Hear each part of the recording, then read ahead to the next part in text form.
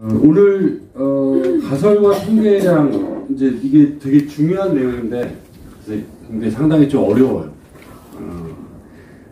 개념이나 용어나 뭐 이런 것도 처음 들어보겠고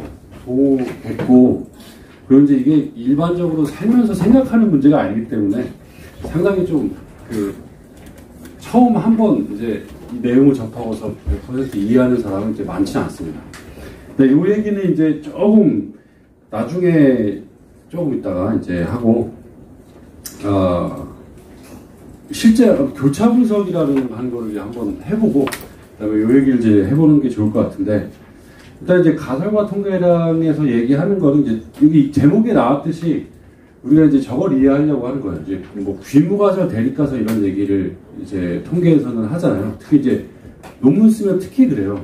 이게 실무적인 분석에서는 굳이 가설을 세우지 않고 이제 하는 경우가 많은데 이제 논문이나 학술 연구에서는 이제 연구 가설을 세워서 그게 기각이 되는지 채택이 되는지 뭐 이런 실증적인 연구를 하기 때문에 이 뭐 귀무가설, 대립가설 그리고 가설은 어떤 의미인지 뭐 이런 것들을 이제 이해를 해야 되고 그다음에 이제 통계량이라고 하는 건 이 가설이 기각이나 채택이 되는지 이제 판단이 되는 어떤 그 수치의 기준이죠. 분석을 하게 되면 이제 각종 여러 가지 분석마다 조금씩 다르지만 각종 이제 통계량들이 나와요. 예를 들어서 이제 뭐 카이제곱, 카이스퀘어, T값, 그러니까 유의 확률 뭐 이런 여러 가지 이제 결과들이 나오는데 이제 그것 때문에 이제 사람들이 이 통계를 처음에 접하고서 이제 많이들 힘들어하고 심지어는 이제 포기를 하거나 그러죠.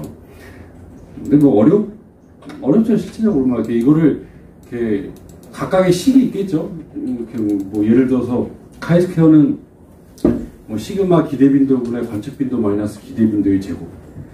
근데 이런 걸 이제 달달달 외우려고 하면은 인생이 불행해지고 내가 왜 여기 있는지 뭐 이런 자괴감이 들고. 근데 이제 좀 쉽게 좀 얘기를 생각을 좀 접근을 해봐야 돼요. 식을 배우는 건 초보자고 식이 어떤 의미인지를 이제 조금 알아야겠죠. 그래서 그 얘기를 이제 우리가 핵심적으로 좀 해볼 거예요. 그래서 일단 뭐 모집단, 표본에서 여러 가지 용어들 통계를 하는 목적과 관련이 있는 거죠. 전체 모집단을 다 조사할 수 없으니까 표본을 조사해서 거기서 나온 거를 이제 우리가 조사한다.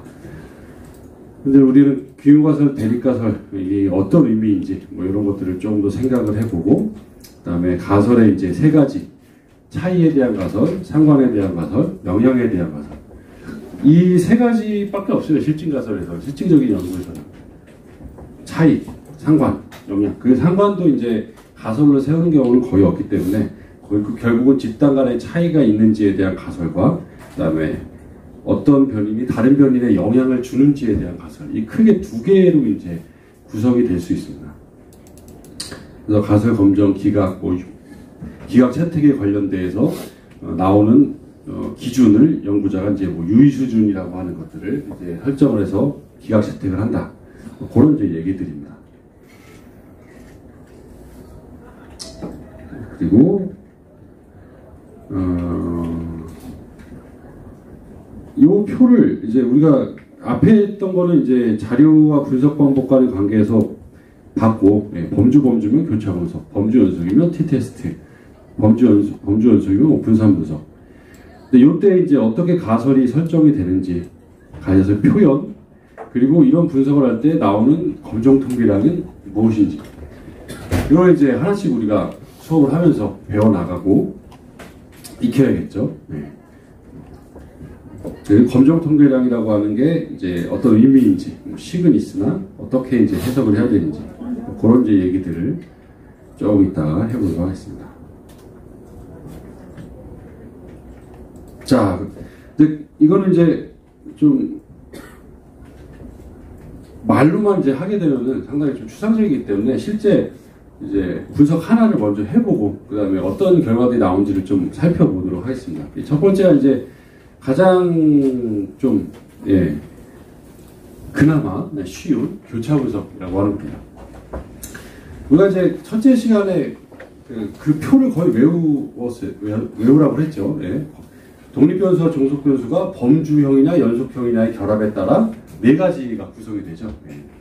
범주면 교차, 범주 연속이면 t-테스트와 분선분석, 그 다음에 연속이면 상관, 선형회기, 그 다음에 구조방정식 같은, 그리고 이제 연속 범주, 그러니까 독립변수가 연속이고 종속변수가 집단화된 범주면 가장 대표적인 게 이항 로지스틱 회계 분석 같은 경우. 자, 그 이제 프레임을 이해를 하고, 명확하게 이해를 하고, 이제 자료를 접근해야 되는데, 지금 이제 우리가 하게 될 교차 분석은 바로 범주죠. 독립변수와 종속변수. 그러니까 보기가 있는 문항과 보기가 있는 문항, 이게 집단으로 되어 있는 문항 간의 교차표를 바탕으로 어떤 분석을 이제 하게 되는 겁니다. 가장 대표적인 이제 뭐 예로 이런 게 있겠죠. 이제 직업이 무엇이냐라고 하는 질문과 그 다음에 선호하는 명품 브랜드는 무엇이냐, 자, 이런 것과 두 가지의 문항의 이제 결합 양상을 파악한다라고 해요. 결합 양상. 보시다시피 이제 그러니까 직장인을 따로 보는 것도 아니고, 그죠? 직장인을 따로 보는 게 아니라 직업을 따로 보는 게 아니고, 선호하는 브랜드를 따로 보는 게 아니고, 직업에 따라서 선호하는 브랜드가 어디가 높고 어디가 낮은지를 그 결합되는 걸 보는 거죠. 이 결합을 영어로 이제 크로스 한다고 해서 교차 분석이라고 하고, 이게 이제 교차표. 하게 되면 이제 지금 퍼센트가 나왔는데, 뭐 퍼센트가 됐든 명수가 됐든, 직장인은 예를 들어 주부는 샤넬을 55%가 좋아하고, 학생은 뭐 샤넬과 루이비통을, 뭐 기타는 루이비통을 좀 더 선호하고, 뭐 이런 집단 간의 어떤 차이를 보는 거예요. 근데 이제 직업도 그렇고 선호하는 명품 브랜드도 그렇고 다 집단으로 되어 있죠. 1번, 2번, 3번, 4번이 숫자가 어느 게 먼저고 나중인지 전혀 상관없이, 뭐 직장이 1번일 수 있고 주부가 2번일 수 있고 뭐 학생이 3번일 수 있지만 그 순서는 상관없어요. 어쨌든 집단으로 되어 있다는 게 중요합니다. 범주로 되어 있다. 그리고 선호하는 명품 브랜드도 샤넬이 1번일 수도 있고 루이비통이 1번일 수도 있고, 보기의 순서와 상관없이 어쨌든 선택할 수 있는 건 집단으로 되어 있는 것 중에 선택이 되는 거예요. 그래서 집단, 즉 범주로 구성되어 있는 그런 두 개의 변수 간의 관계를 파악하는 게 교차분석입니다. 여기 이제 이것처럼 분석 기법이나 해석이 쉽지만 실제로 뭐 정치 여론조사, 마케팅 조사에 가장 널리 사용되는 통계 분석. 그러니까 교차 분석이 실무에서는 대부분 교차 분석을 중심으로 쓰죠. 막 되게 분석 막 이런 거 많이 안 쓰고, 그냥 어느 집단이 어떤 응답을 많이 했는지에 대한 파악을 핵심적으로 많이 합니다. 자, 그럼 이제 이렇게 분석을 하면, 예를 들어서 지금처럼 직업과 선호하는 명품 가방, 명품 브랜드에 대한 어떤 관계, 차이가 있는지 없는지 이런 거를 분석을 하면, 내가 글로 안 써도 혹은 말로 안 해도 자연스럽게 가설이 설정이 된 거예요. 이 두 개 간의 변수를 파악한다면, 귀무가설은 직업에 따라 선호하는 명품 가방의 차이가 없다가 이 분석에서는 설정이 되는 거고, 반면에 이제 대립가설은 차이가 있다가 이제 설정이 되는 거예요. 이제 일단 배우지 않았으니까 모르겠죠.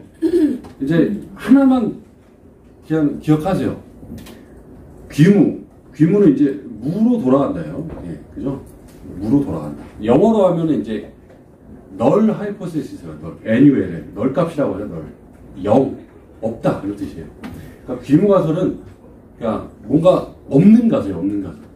그러니까 뭐가 없냐? 무조건 이 표현이 마지막 표현이 없다. 없다. 집단 간의 차이가 없다. 변리 간의 관계가 없다. A가 B에 영향이 없다. 무조건 없다라고 하는 게 귀무가설이에요. 내가 마음대로 귀무가설을 설정할 수 없어요. 이건 통계적인 약속이에요. 귀무가설은 무조건 없다. 이제 이름처럼 없다. 근데 귀무가설을 통계에서는 이제 딱 기준에 두고 실제 데이터가 그 기무가설과 얼마나 차이가 나는지를 이제 판단하는데, 기무가설 없다의 반대는 뭐예요? 있다. 되게 자신있게 대답을 하시네요. 맞았어요. 있다죠. 네. 기무가설과 반대가 된다 해서 대립가설이라고 하는데, 이게 이제 영어와 한국어의 차이예요. 뭐가 대립된다, 이게 얼터너티브 하이포세시스죠. 예. 기무가설의 대안가설이요, 대안가설. 그러니까 반대가설이라고 얘기했었죠. 그래서 만약에 기무가설을 기준으로 했는데, 이게 실제 데이터에서 틀리네? 다르네?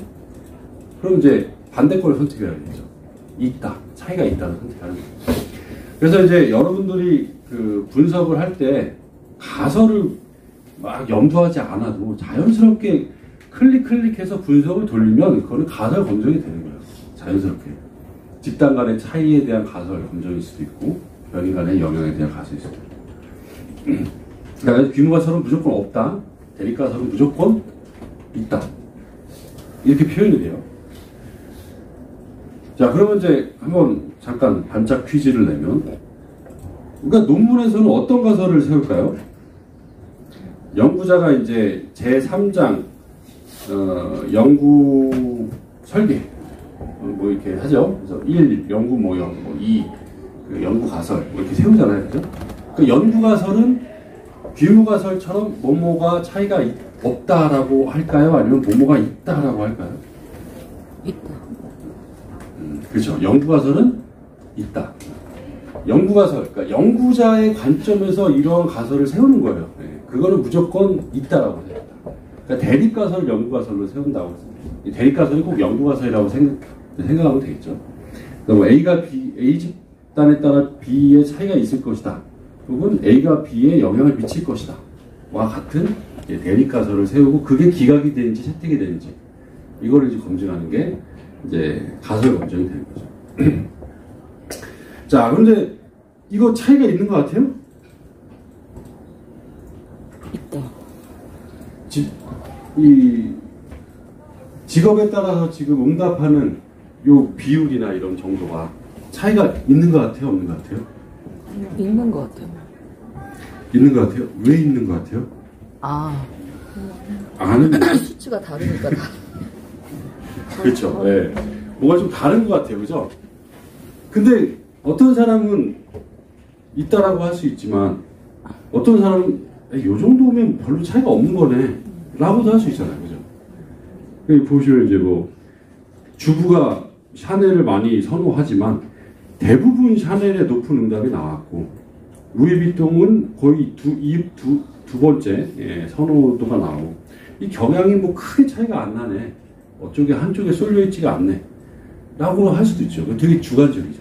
그래서 이제 우리가 통계적 검증을 한다는 건 바로 이렇게 주어진 기본적인 결과를 가지고, 이게 판단하기가 애매하니까, 누구는 있다라고 하고 누구는 없다라고 하고 주관적인 판단을 하기가 어려우니까, 이게 이제 여러 학자들이 야, 그럼 그 기준을 이렇게 하자, 뭔가 식으로 계산해서 그 수치가 뭐보다 크면 있다라고 하고 뭐보다 작으면 없다라고 하자. 그러니까 이런 식의 이제 제안들을 하게 됩니다. 자, 그래서 이제 카이-스퀘어, 이 교차 분석을 하게 되면 나오는 검정 통계량이 이거예요. 카이-스퀘어. X제곱이라고 읽으면 안 돼요. 네, 카이-스퀘어. 카이-제곱이라고 읽을 수 있죠. 이 카이, 뭐라고 하지 이게? 로마자? 아닌데? 하여튼 기호, 수학 기호죠. 카이 제곱이 이제 0으로 스퀘어니까. 바로 이제 이 카이 스퀘어라고 하는 값이 차이가 있는지 없는지를 판단하기 위해서 얼마나 이 주어진 요 교차표가 그 어떤 기준과 얼마나 다른지를 계산을 하는 거예요. 물론 이제 그 계산식은 상당히 복잡하죠.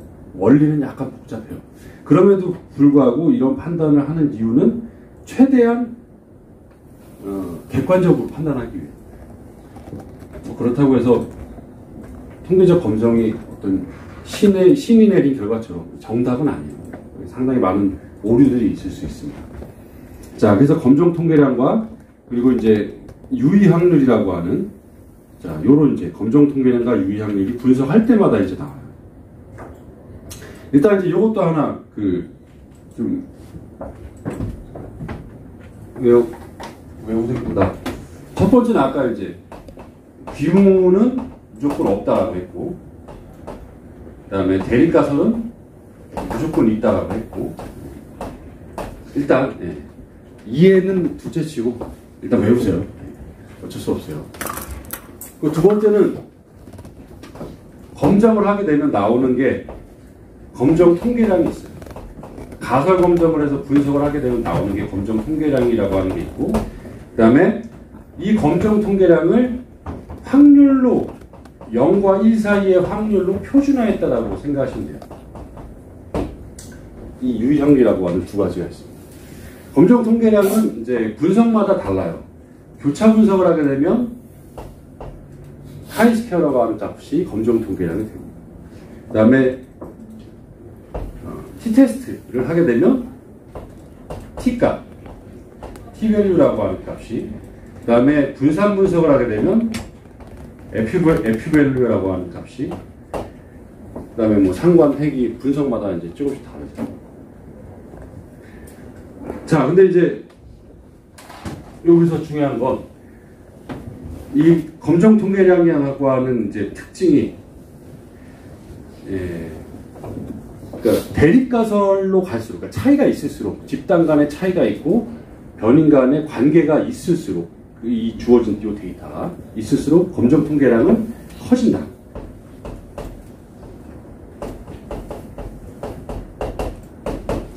이 대립가설로 갈수록.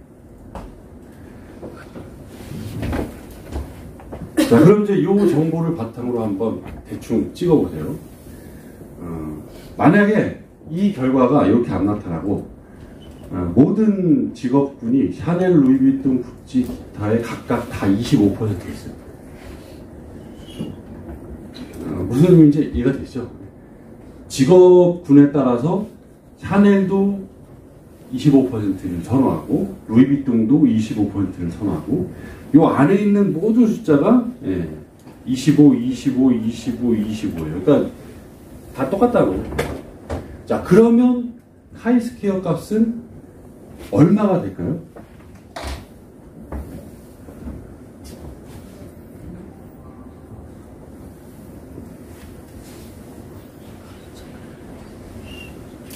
자, 보통 수학 주관식 모을 때 0. 정답입니다. 제로. 역시 0이에요. 자, 그래서 만약에 그러니까 검정 통계량이 가장 가질 수 있는 자기값은 0이에요. 0부터 플러스 값이든 마이너스 값이든 무한대로 커질 수 있어요. 몇십이 될 수 있고 몇백이 될 수 있고 심지어는 몇천, 몇만, 몇십만이 될 수 있어요. 그러니까 그냥 이론적으로. 이게 좀 약간 이해가 안 되죠. 아직까지 이해가 안 될 수 있어요. 그냥 그러려니 하세요. 이제 검정 통계량이라고 하는 게 나오는데 전혀 차이가 없거나 관계가 없으면 0. 그리고 차이가 있고 관계가 있을수록 그 값은 커진다. 여기까지만 아시면 됩니다. 자, 근데 이제 검정 통계량이 이게 검정 통계량이라는 게 이제 참고적으로 얘기하면 아까 얘기했듯이 이제 여러 가지 그 관련된 학자들이, 교수들이 이런 검정을 하는데 객관적인 판단을 하려면 어떻게 해야 되냐? 이런 방법이 좋지 않을까? 카이스퀘어라고 하는 어떻게 식을 계산해서 이렇게 하는 방법이 좋지 않을까? 그걸 제안을 했겠죠. 그러니까 예를 들어서 카이스퀘어는 각각의 저 셀, 하나하나의 칸에 나타날 수 있는 기대 빈도의 수에 기대 빈도에서 실제 관측된 관측 빈도를 빼서 제곱을 해서 다 더하는 식으로 계산을 하자. 이렇게 제안을 했어요. 그러니까 누가 했냐면 피셔라고 하는 사람이 있어요. 피셔. 피셔는 어부가 아닙니다. 되게 재밌는 얘기인데 죄송합니다. 실제 시험을 봤었는데 어떤 학생 피셔의 정확한 검증을 어부의 정확한 검증이라고. 수업을 안 듣고 공부를 열심히 했어요. 그렇게 했던 기억이 나서. 피셔는 이제 잘 모르시겠지만은 되게 유명한 통계 쪽에서 상당히 유명한 이제 이 사람이 가설 검증에 대한 방법을 정리를 한 거예요. 이 사람만 없었어도 우리가 이 자리에 앉아서 이런 고생을 하고 이렇게 하지는 않았을 텐데. 그러니까 영국 옥스퍼드 대학교의 이제 교수고 가설 검증의 원초가 된 게 차 마시는 여인이라고 한번 검색을 해봐요. 좀 이따 한번 얘기를 해보겠지만 그런 책도 나왔어요. 차를 마시는 여자인가? 하여튼 그 여자는 역시 같은 옥스퍼드 대학교의 조류학과 교수인데 하여튼 그런 에피소드가 있습니다. 그리고 그 사람이 이 카이스케어라고 하자라고 이름을 지은 거예요. 마치 허리케인 이게 태풍 발견되면 그 이름 짓잖아요. 별 이름 짓는 것처럼 이 피셔라고 하는 사람이 어떤 미지수에 대한 제곱값을 갖기 때문에 왜 제곱값이냐면 이제 다 빼서 제곱을 하잖아요. 그죠? 빼서 제곱하고 이런 값을 갖기 때문에 카이스케어라고 하자라고 이름을 붙인 거예요. 그리고 이제 하나만 더 말씀을 드리면 두 집단 간에 검증할 때 무슨 분석을 해요? 두 집단 간의 어떤 평균 차이 검증, 남자와 여자의 소득의 차이 검증 이런 거 하는 거 무슨 분석하죠? 범주 연속. 범주 연속이면 T테스트나 이제 분산 분석인데 성별처럼 집단이 두 개면 T테스트를 하죠. 예. 그럴 경우에 이제 검증하는 방법을 그러니까 예전이라기보다 얼마 안 돼 이제 한 100몇십 년 전 1800년 후반까지만 해도 그런 검증에 대한 원리나 논리가 정확하게 이제 정립이 안 돼 있었는데 여러 학자들이 고민했어요. 이렇게 여러 가지 상황, 특히 이제 두 개의 차이에 대한 검증을 할 때 어떤 기준을 정해가지고 하면 좋을까에 대해서 고민하는데 이제 어떤 학술지에 영국 그 사람도 영국 사람인데 영국의 이제 국립학술지에 어떤 사람이 그 교수나 학자들이 이제 고민하는 방법을 멋있게 딱 이론적으로 이제 정립을 해서 학술지에 발표를 했어요. 근데 이제 그 사람이 어쩌저쩌 이제 그거를 검증하는 그래서 두 집단 간에 검증하는 이제 어떤 통계량 T값이라고 하는 건 되게 이런 게 있다고 생각해요. 첫 번째 집단의 케이스 수분의 첫 번째 집단의 분산, 두 번째 집단의 케이스 수분의 두 번째 집단의 분산, 그리고 두 평균의 차이를 분자로 해서 이게 계산이 돼요. 근데 이런 이제 과정이나 이런 것들을 정립을 못했는데 그 연구자가 이 방법에 대해서 정립을 이제 나름대로 하는 학술지를 발표를 하고 맨 마지막에 자기 이름을 안 쓰고 스튜던트 T라고 썼어요. 자기는 이제 열심히 공부하는 학생 T라고 하는 사람들 마치 이제 쾌골조로가 Z를 남긴 것처럼. 그래서 이제 막 찾아봤죠. 누구야? 그랬더니 이제 우리 지금도 있는 기네스 맥주 회사에 다니는 이제 연구원 고셋이라고 하는 이제 사람이 왜 그랬냐면 그 기네스는 외부 활동을 못하게 이제 하기 때문에 그래서 필명으로 이제 이름을 지은 거예요. 그래서 이제 그 사람이 스튜던트 T라고 했기 때문에 그때 이제 T 밸류, T 검정 이렇게 이름이 지어진 거예요. 그러니까 별거 아니죠, 알고. 그 사람들이 이름을 짓거나 그 사람과 관련된 얘기. F는 왜 F냐? 저것도 이제 카이스케어처럼 저거 F 검정도 피셔가 정립을 한 거예요. 두 집단 간의 검정을 고셋이 이제 정립을 했는데 그럼 여러 집단에 대한 검정을 어떻게 하냐? 이것도 고셋이 이제 나름대로 인정을 받아서 막 고민을 했어요. 그랬더니 고셋하고 이제 피셔하고 동시대에 사람들 서로 친했다고 하더라고요. 그래서 내가 해결해 줄게. 그래서 그 사람이 이제 하여튼 원론적으로 이제 방법을 딱 보완을 해내서 자기 이름을 딴 거죠. F값. 그러니까 피셔가 정립해서 F 밸류를 한 값이죠. 결국은 검정 통계학에 나오는 저 여러 가지 것들은 암호 같지만 결국 그것을 정립한 사람과 관련이 되어 있는 이름이 돼요. 그러니까 우리가 이런 게 어려운 거죠. 이런 게 어려운 거죠. 아까 카이스케어 값, T값, F값 저 다 식이 있겠죠. 식을 외우고 그걸 원리를 이해하고 그것도 좋기는 한데 그러니까 이론에 너무 치우쳐 있다 보면은 진도가 안 나가요. 예전에 한번 어떤 모 이제 학과의 교수님이 그 지방에서 이제 학생을 가르치는데 자기가 공부를 이제 본격적으로 해보겠다고. 근데 이 데이터 분석 쪽은 아니죠. 전공이 다르니까. 그래서 이제 어떻게 하면 좋겠냐고 저한테 물어보길래 이렇게 하시고 보통 데이터 가지고 많이 돌려보시라 라고 했더니 자기는 그게 아닌 것 같아요. 자기는 원리를 알고서 그런 다음에 실습에 들어가는 게 나을 것 같아요. 그리고 1년 후에 만났어요. 책을 한 권을 사서 기초통계에 관련된 책을 사서 요 부분 가설 통계량 검정 요 부분을 3번 일단 포기했대요. 그러니까 당연히 그럴 수밖에 없어요. 근데 이게 생각보다 어렵거든요. 그러니까 제가 이제 이러한 원리입니다, 뭐 개념입니다라고 얘기하지만 어떤 책에도 이렇게 안 나와요. 이걸 그냥 수식적으로만 쭉 설명이 되어 있지 왜 T인지 왜 카이스케어인지 검정 통계량이 무슨 의미인지에 대한 거는 전혀 안 나와요. 이거 하다가 이제 이해가 안 되니까. 중요한 건 우리는 이론가가 되기 위한 게 아니라 분석을 하려고 하는 거잖아요. 그죠? 그래서 데이터를 실제 분석을 하면서 모르는 개념을 찾아보는 게 이제 훨씬 더 빠르고 훨씬 더 이제 이해가 잘 될 거예요. 자, 그래서 이제 여기까지 얘기했죠. 그래서 여러 가지 검정 통계량은 이제 분석마다, 즉 자료의 특성마다 이제 분석이 다르니까 나오는 이름도 다른데, 근데 약간의 문제점이 있어요. 뭐냐면은 이거는 표준화되지 않은 결과예요. 그러니까 예를 들어서 100명을 조사했을 때의 결과와 1000명을 조사했을 때의 결과가 그러니까 이런 거죠. 그러니까 예를 들어서 남자와 여자가 뭐 예를 들어서 A를 좋아하냐 B를 좋아하냐 했는데 100명을 조사했어요.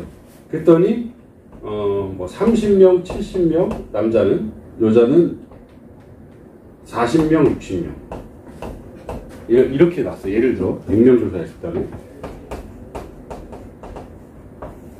100명을 조사했을 때 이거를 가지고 카이스케어 값을 이제 나름대로 그 식을 통해서 구하면 저도 구해봐야 되겠지만 정확하게 모르지만 한 대충 뭐 한 40에서 50 정도가 나올 거예요. 근데 비율로 치면 3대 7, 4대 6이잖아요. 그죠? 근데 이런 똑같은 비율을 100명이 아니라 1000명을 조사해서 300명, 700명, 400명, 600명. 자, 이해가 되시죠? 네. 케이스만 늘린 거예요. 그러니까 표본수만 늘어난 거예요. 비율은 똑같고. 그럼 이제 카이스케어는 어떻게 되냐? 그러면 결과가 거의 뭐 300에서 500 정도 커져요. 즉, 조사의 여건에 따라서 검정 통계량은 달라져요. 특히 표본수에 영향을 많이 받아요. 그러니까 불안정한 거죠. 그 몇 이상이면 차이가 있다라고 할 거예요. 그거는 그때그때 달라요. 표본수에 따라, 집단수에 따라 기준을 정하기가 어려워요. 그러니까 그거를 우리가 혹시 기억나시나요? 고등학교 때 정석 뒤에 있었던 표준정규 분포표? 찢어버리고 싶어요. 내가 왜 왼쪽에 있는 G값과 오른쪽에 있는 위에 있는 거에 교차되는 게 몇인지를 왜 알아야 돼요? 근데 그걸 그렇게 해야 돼요. 만약에 이제 어떤 객관적인 기준이 없으면 항상 그때마다 표본수 100명일 있을 때 40이 나타나는데 표본수 100명일 때 그 표에서 30보다 크면 유의한 거구나, 차이가 있는 거구나, 이걸 이제 봐야 돼요. 그런 기준을. 그래서 이제 그러한 기준을 그때그때 다르기 때문에 우리는 이 유의 확률이라고 하는 P값 으로, 그러니까 좀 아주 심플하게 얘기하면 약간 표준화된 확률값으로 검정 통계량을 변환한다라고 생각하시면 돼요. 그러니까 예를 들어 30 하면 모르겠지만 5% 이렇게 하면 유의하네, 뭐 이런 판단을 내릴 수 있는 거죠. 그러니까 표준화되지 않은 값으로 판단 내리기 어려우니까 표준화된 값으로 판단을 내리자. 이해가 되시나요? 어떤 건지? 예. 그래서 확률은 몇부터 몇 가지 존재해요?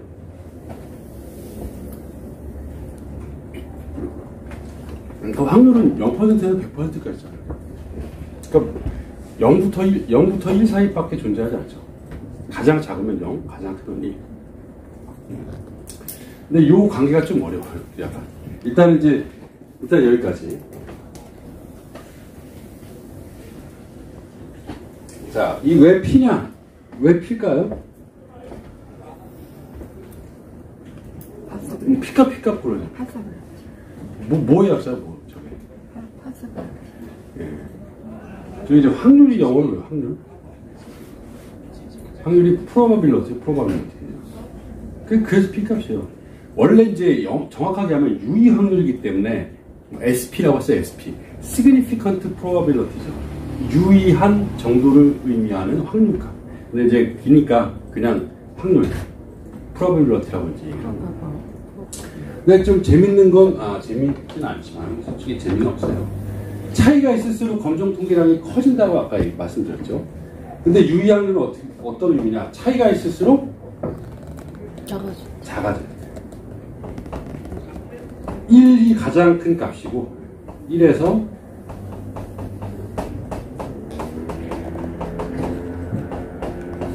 작아지죠. 이게 반대 방향으로 반대 방향. 그래서 사람들이 좀 많이 헷갈려요.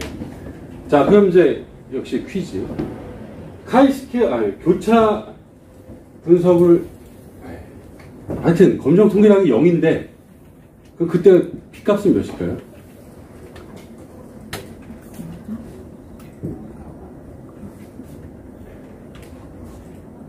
그러면 그때의 결과는 1이에요. 가장 큰 값. 검정 통계량이 가장 작은 값을 가지면 확률 값은 그때 가장 큰 값을 가져요. 1. 자, 검정 통계량이 엄청 커요. 뭐 수백, 수천, 수만. 그때는 확률 값이 몇일까요? 0. 그럼 거의 0에 수렴하죠. 0. 보통 우리가 이 확률 값이 몇보다 작으면 혹시 유의하다라고 하는지 선행학습을 하신 분은 아시는 분 계시나요?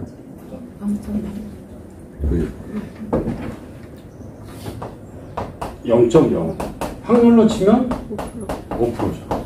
이거보다 P값이 작으면 일반적으로 그때 우리는 유의하다, 유의한 차이가 있다, 유의한 관계가 있다, 영향이 있다 이렇게 얘기를 하죠. 그래서 지금 이제 약간 서머리로 이렇게 얘기를 했는데 이게 핵심이에요. 여러분들이 분석을 통해서 SPSS의 결과를 해석할 때 가져야 되는 핵심. 대립가설로 갈수록 검정 통계량은 커지고 P값은 작아진다. 이거예요. 차이가 있고 영향이 있고 관계가 있을수록 분석된 검정 통계량은 숫자가 크고 반면에 유의확률이라고 하는 P값은 작아지며 특히 0.05보다 작을 때 우리는 유의한 차이가 있다, 유의한 관계가 있다, 유의한 영향이 있다라고 하는 대립가설을 선택한다. 그러니까 이게 핵심이에요. 솔직히 이거 이상 알 필요도 없어요. 기계적으로 하려면.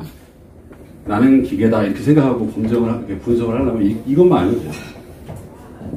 그리고 레포팅 할 때 이렇게만 써요. 실제적으로 분석을 할 때. 이거 만약에 이거를 그냥 기계적으로 해석하면 이렇게 워딩이 되죠. 직업에 따른 선호 명품 가방에 대한 차이를 검증한 결과 카이스퀘어는 몇으로 나타났고 그때 유의 확률은 0.03 예를 들어 으로 나타났다. 유의 수준 0.0. 이 유의 수준은 유의 확률과 달라요. 유의 수준은 가설을 기각 채택하는 요 기준이에요. 유의 수준. significant level. 그건 기준이에요. 그건 흔들리는 게 아니에요. 연구자가 난 연구에서 5% 유의 수준으로 보겠다면 0.0보다 작으면 기각 채택하겠다라고 하는 거예요. 봤을 때 유의한 차이가 나타난다. 끝. 이게 레포팅의 끝이에요. 직업에 따른 차이를 해본 결과 카이스퀘어가 얼마고 P값이 얼마여서 유의하였다 혹은 유의하지 않았다. 이게 이제 논문에서 특히 논문이 되게 쉬운 게 아무 고민 안 해도 돼요. 그 워딩이 거의 정해져 있어요. 근데 물론 중간중간에 연구자가 거기에 대한 주관적인 의미, 선행형과의 비교 이런 것들을 좀 추가해야죠. 근데 실증 분석이 저도 이제 데이터 분석을 이제 밥벌이로 먹고 살아 거의 20년이 됐는데 정말 미안한 얘기지만 논문처럼 무식한 연구는 없어요. 이게 0.05가 기준이기 때문에 0.051이 나타나면 분석 결과 딱 돌려봤는데 0.051이 나타났어요. 그러면 사람이 이제 고민을 해요. 좀 낮추고 싶은데. 그냥 너무 칼로 무자르듯이 딱 이제 잘라버리니까. 근데 원래 이제 이 가설 검정을 우리는 이렇게 검정을 해요. 실제적으로 0.05보다 크면 유의하지 않다. 0.05보다 작으면 유의하다. 근데 이제 이러한 기준을 처음에 정립한 피셔가 이거를 정립을 하면서 나는 그런 의미가 아니다라고 얘기했어요. 실제 여기에 대해서 논쟁이 무식하다라고 한 논쟁이 피셔의 그 학술적 어떤 그 경쟁자 사이가 되게 안 좋았던 피어슨이라고 하는 사람이 있었는데 피셔가 이제 이러한 가설 검정을 이런 식으로 해서 하자라고 제안을 했어요. 그랬더니 피셔가 무식한 소리 하지 말라. 왜냐하면 이 검정 통계량이라는 건 상황이나 조건에 따라 표본수를 몇으로 했는지 어떤 집단을 조사했는지에 따라 다른데 그걸 어떻게 어떤 기준에 따라서 기각 채택 이렇게 하냐. 피셔는 나는 그런 의미로 얘기한 게 아니라 유의한 결과다. 이 의미는 뭐냐면 말 그대로 의미가 있는 결과다. significant한 결과다. 그렇기 때문에 주의 깊게 봐야 된다라고 하는 의미지 그게 기각 채택을 하는 그런 의미는 아니다. 그래서 이걸 조심하라라고 후세에 남기면서 숨을 거뒀어요. 숨을 거둘 때 얘기한 건 아니고 그때 이제 그런 식으로 얘기했어요. 근데 우리는 어떻게 했어요? 상당히 무식하게 쓰죠. 기각, 채택, 끝. 그래서 미국의 어떤 학술지에는 검정 통계량과 유의 확률과 같은 이런 결과를 쓰면 학술지에 안 받아줘요. 그런 학술지도 생겨요. 물론 그것도 이제 극단적이긴 하죠.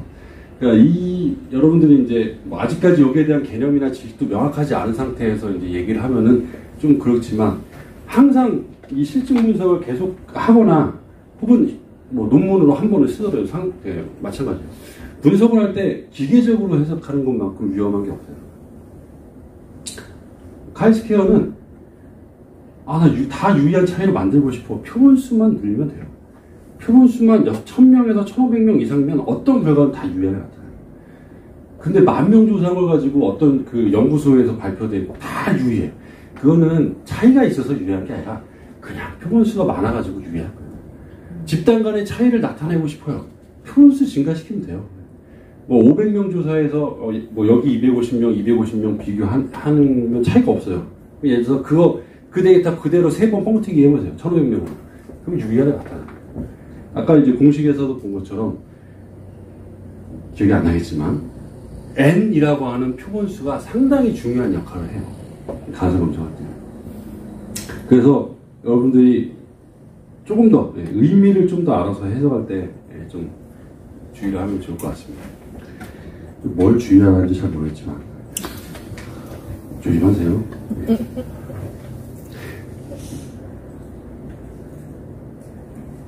자, 그럼 이제 요것만 간단하게 한번 돌려보고 잠깐 이제 쉬었다가 가설 얘기를 다시 요 얘기의 핵심인데 요거를 조금 더 풀어가지고 얘기를 해보도록 하겠습니다.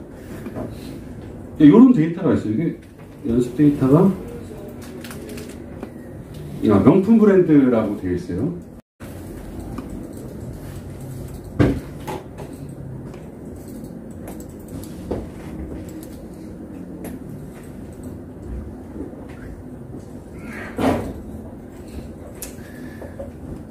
자, 이제 설문을 만들 때도 그렇고 기획할 때도 그렇고 분석할 때도 그렇고 여러분들은 이제 어떤 전체적인 자료에 대한 생각을 할 때 나무를 보면 안 돼요. 그러니까 문항 하나하나를 보지 말고 좀 더 멀리 군을 봐요. 군. 그러니까 뭐 숲을 본다고 하죠. 그러니까 예를 들어 이런 거죠. 예를 들어서 나무를 본다라고 하면은 이거 성별 이거랑 무슨 분석하지? 연령 이렇게 분석하나? 무슨 분석하지? 관심 정도. 이건 어떻게 분석하지? 약간 좀 성격 이상한 사람 같네. 자, 이렇게 해버리면 할 수 있는 경우가 너무 많아요. 근데 이제 군을 보라는 건 뭐냐면은 비슷한 특성을 보이는 설문이나 내용들이 항상 형성돼 있어요. 근데 이거는 크게 인구학적 특성이죠, 그죠? 인구학적 특성. 인구학적 특성끼리 분석하는 경우는 별로 없어요. 성별에 따른 연령의 차이. 그 왜 해요? 조사를 그렇게 한 거를 재확인하는 것도 아니고, 그죠? 그리고 이제 명품 브랜드, 이게 명품 구매 선호도, 이게 뭐 관심이 있냐, 가지고 있냐, 이제 이런 어떤 걸 받고 싶냐, 어느 걸 알고 있냐, 선호하는 명품은 무엇이냐, 뭐 이런 것들. 자, 그러면 이제 보통 이렇게 하죠. 성별에 따라 관심도의 차이가 있는지, 명품 보유 비율의 차이가 있는지, 받고 싶은 명품의 차이가 있는지, 명품 브랜드 인지의 차이가 있는지, 선호의 차이가 있는지 이렇게 보겠죠. 그죠? 똑같이 연령에 따라 관심도, 비율, 선호, 인지를 보겠죠. 직업에 따라, 학력에 따라. 이해가 되시나요? 그러니까 이제 크게 보면 변수 하나하나 간의 분석, 이게 실제 분석이긴 해요. 근데 연구자의 관점에서는 군과 군의 결합이에요. 군과 군의 결합. 이게 이제 많은 분석을 좀 더 해보면 더 이해가 잘 될 텐데, 비슷한 문항, 군끼리의 이제 이런 관계들을 좀 파악을 해야 되고, 그럼 실제 분석은 이제 교차 분석이 여기서는 수십 번이 들어가죠. 성별에 따른 관심도 한 번, 성별에 따른 명품 보유 비율, 그다음에 받고 싶은 명품, 성별에 따른 인지, 성별에 따른 선호. 성별에 따라서 보는 교차 분석만 5개요, 그죠? 성별에 따른 1, 2, 3, 4, 5를 보는 거예요. 똑같이 하면 어떻게 돼요? 연령에 따른 1, 2, 3, 4, 5. 4니까 4, 5, 20개의 교차 분석을 하니까. 근데 교차 분석을 20개를 하는데 그 교차표를 20개를 다 각각 이제 결과를 쫙 나열하냐? 너무 무식하잖아요. 그래서 보통 어떻게 하냐? 이 한 문항에 대한 교차표를 정해요. 그럼 어떻게 되겠어요? 그거 어떻게 되겠어요? 잘 되겠죠? 네. 예를 들어서 이게 성별에 남자, 여자에 따른 요 관심도를 이제 교차를 분석을 했어요. 여기서 뭐 카이스케어가 얼마가 나오고 어쩌고저쩌고, P값이 얼마가 나오고 어쩌고저쩌고.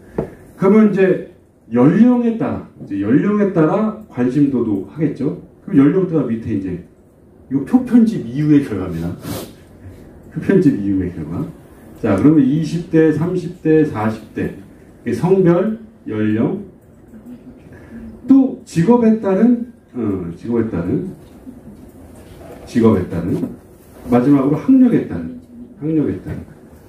그러니까 이 인구학적 특성에 따라서 한 문항을 집중적으로 분석해서 그거를 따로따로 된 걸 한 표로 이렇게 정리하는 거예요.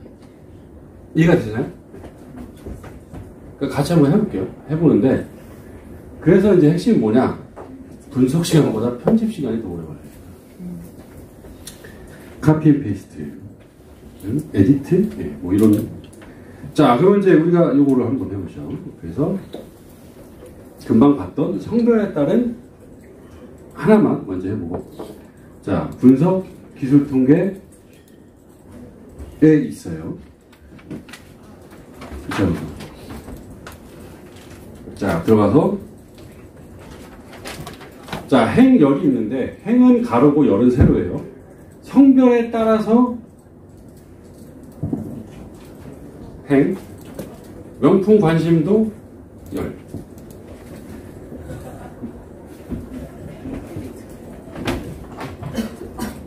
그러니까 이제 표가 이렇게 나오겠죠.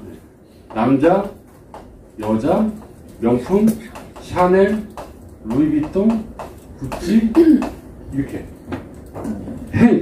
행, 열. 행, 열. 요것도 아닌데 왜 이렇게 막 되게 얘기하는 거는 분명히 헷갈려요. 그럼 만약에 거꾸로 하면 결과 어떻게 나올까요? 남자, 여자, 루이비통, 구찌, 샤넬 이렇게 하는 거예요. 근데 이런 식의 결과는 안 하진 않지만 정리하기가 어려워요. 그래서 인구학적 특성, 그러니까 A에 따라 B의 차이가 있는가, A에 해당되는 애를 행에다가 대부분 넣죠. 행에다가. 자, 그러면은 이렇게 하면 되는데, 여기까지만 해서 그냥 확인 한번 해보죠. 자, 그러면은 이게 나타난 교차표예요.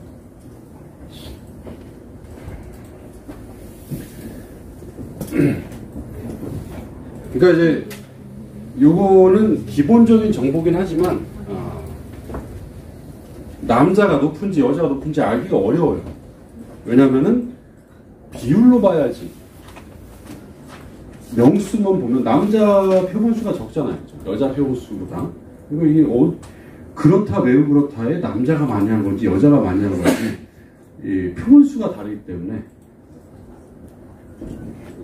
자, 그러면은 그리고 이제 카이스케어 P값 이런 것도 안 나오죠. 자, 다시 한번 들어가서 자, 셀에 들어가서 세 번째 있죠. 세 번째 셀. 네, 셀에 들어가서 관측 빈도, 이게 지금 명수를 얘기하는 거예요. 명수. 관측된, 그러니까 조사된 빈도, 명수. 여기에 퍼센트 행. 남자 100% 기준으로 10명, 22명, 53명, 51명의 비율을 제시해라. 라는 행. 열로 하면 안 돼요. 열로 하면 이게 100%가 되겠죠. 자, 정리하면 여기까지만 정리했고요. 독립변수를 행에다가 집어넣었어요. 그러니까 성별, 인구학적 특성. 그러면 퍼센트는 반드시 행으로 해야 돼요. 행. 자, 계속. 그러면 이제 비율이 나타나겠죠. 또 하나 더 해보게 됐습니다. 위에 통계량 들어가면 됐다 아는데 카이스케어, 카이제곱만 체크하시면 돼요. 참고적으로 이 명목 순서형이라고 하는 거는 이 자료의 특성이 좀 더 디테일하게 보는 그런 방법이에요. 상중 하라든지 이게 서열적인 그런 특성이 있다든지 혹은 그 자료의 표본수가 좀 적다든지, 그러니까 이럴 때 이제 여러 가지 그 결과들을 제시하는데, 근데 실제 이 결과들이 뭐 소모, 뭐 캔달, 람다 막 이런 게 카이스케어 값하고 확 다르지 않아요. 조금씩 조정한 값이라고 할 수 있어요. 표본과 자료의 특성에 따라. 어쨌든 우리는 사회과학에서는 그런 거 이런 거의 뭐 의학 데이터나 실험 설계에서 많이 해요. 이런 건 사회과학에서는 거의 고민 안 해도 돼요. 카이스케어, 카이제곱. 자, 그리고 계속 확인.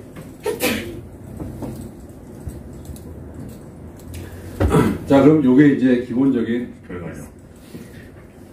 빈도 밑에 퍼센트가 나오고, 그 다음에 이제 여기 보시면 카이스케어 검정이라고 나오죠.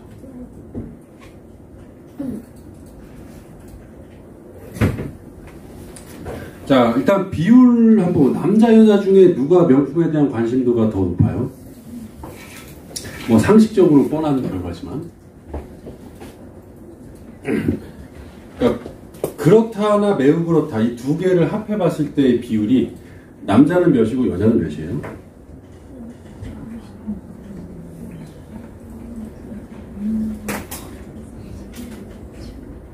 대략 남자는 41.7? 여자는 58.4? 59.4? 네. 이것도 낮은데. 자, 그러면은 이제 요게 기본적인 어떤 해석의 표가 되겠죠. 남자는 어떻고 여자는 어떻다. 자, 그러면 이게 유의한 차이가 있냐?